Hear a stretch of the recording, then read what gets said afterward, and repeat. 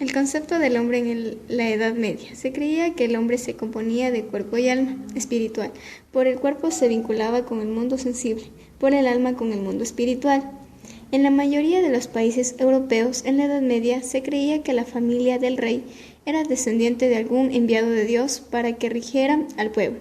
Pero al igual era decisión del obispo o del papa el coronar al nuevo rey o de su defecto descoronarlo. El ser humano se considera un elemento más de la creación de Dios, al igual que las plantas, los animales, la tierra o el agua. El hombre está en permanente contacto con el medio que lo rodea, de tal manera que la naturaleza forma parte de su vida cotidiana.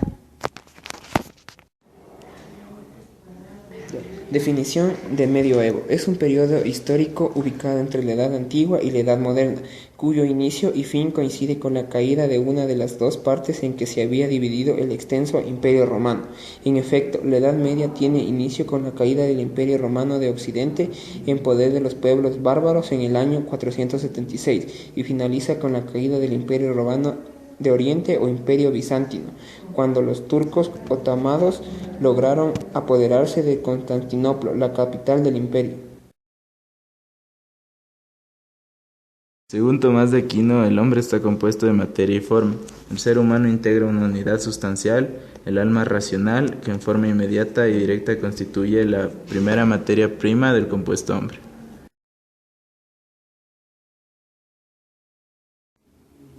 El concepto del hombre según Agustín de Hipona. Para San Agustín de Hipona, el hombre es una creación de Dios que está forzada a ir hacia el mismo Creador. Para él, el ser es la medida de la verdad.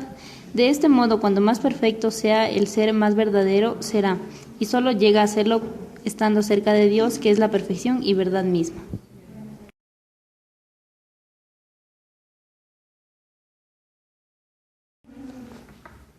Pirámide social de la Edad Media. Descripción de cada una de las clases sociales de esta época.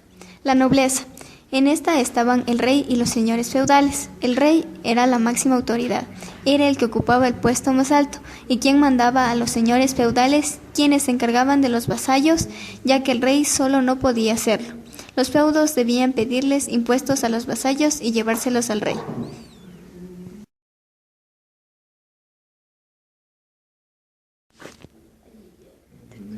El clero. Esta era la segunda clase social que también estaba ubicada en la zona de los privilegiados. Ellos también tenían poder sobre las personas. La Iglesia Católica era quien hacía parte de esta clase social.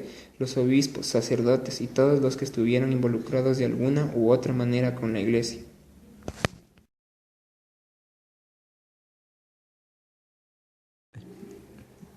La población campesina, estos hacen parte de los no privilegiados en la Edad Media. No tenían libertad, es decir, no podían salir del territorio el cual tenían asignado para trabajar, porque si lo hacían serían exiliados y se quedarían sin hogar y sin tener cómo mantener a sus familias.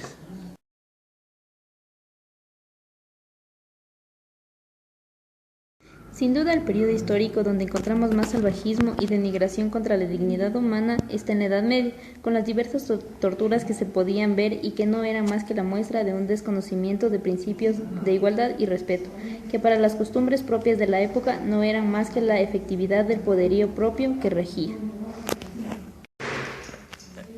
A continuación encontramos algunas prácticas utilizadas para la tortura en la Edad Media, como por ejemplo el aplastacabezas, destinado a comprimir y reventar los huesos del cráneo.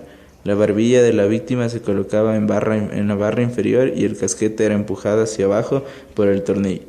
Los defectos de este artilugio son, en primer lugar, la ruptura de los alvéolos dentarios, después las mandíbulas y por último el cerebro.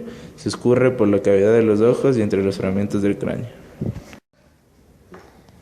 Las jaulas colgantes. Hasta finales del siglo XVIII en los paisajes urbanos europeos era habitual encontrar jaulas de hierro y madera adosadas al exterior de los edificios municipales, palacios ducales o de justicia. Los reos desnudos o semidesnudos eran encerrados en las mismas, morían de hambre y sed por el mal tiempo y por el frío en invierno. Es decir, el poder era subsumido por la Iglesia y todo giraba en torno a la religión y a los postulados de Dios. Por ello se crean dogmas irrefutables para el cristianismo y cualquier atentado contra ello da lugar a una pena o castigo. De ahí los castigos eran mirados desde una óptica divina, donde si el juzgado era inocente, su Dios lo salvaría de la pena.